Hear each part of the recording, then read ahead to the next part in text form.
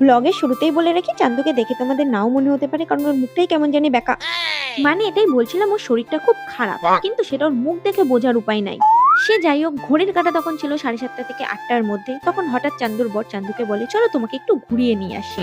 তো সেই কথা মতন ওরা দুজন সিম্পল ভাবে রেডি হয়, দেন বেরিয়ে পড়ে।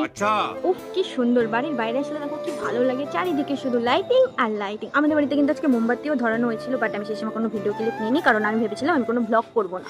তো হঠাৎ করে প্ল্যান হলো। হ্যাঁ, সে তো বুঝলাম চান্দু, হঠাৎ প্ল্যানেই বেরিয়েছিস, কিন্তু চাবিটা কোথায় শুনি? तो गाइस, हम लोग प्रतिदिन जिस जगह पे चा खाने के लिए आता है, उस जगह आज काली पूजा स्पेशल फ्री का চা খেয়ে আমরা দুজন ভবঘুরের মতন আবার বেরিয়ে পড়ি।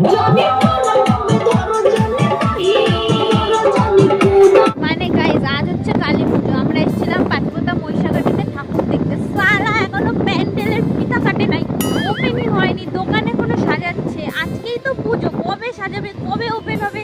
তাই আমি সেখানে ভিডিও করতে ভুলে গেছিলাম। তাই এই যখন আবার এই দিক দিয়ে আমরা ফেরত যাচ্ছি, দেখা যাক কোথায় যাই।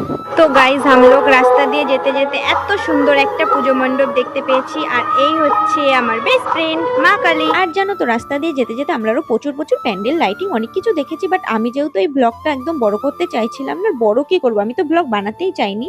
গোলু বলেছিল, তাই আমি একটা মিনি ব্লগ বানাচ্ছিলাম। তো তার জন্য সেভাবে তোমাদের সব দেখালাম না, টুকটাক দেখিয়ে দিলাম। তারপর ঘুরে টুরে আমরা বাড়ির দিকে রওনা দিয়ে দিলাম। না মানে, আমি এখনো খাওয়া শুরু করতে পারলাম না, এদিকে থালা খালি, সালা রাক্ষস। তো চলো, আজকে লিয়ে টাটা। जय हिंद दोस्तों। পুরো ব্লগটা দেখতে হলে রয় চান্দু ফেসবুক প্রোফাইলে গিয়ে দেখতে পারো।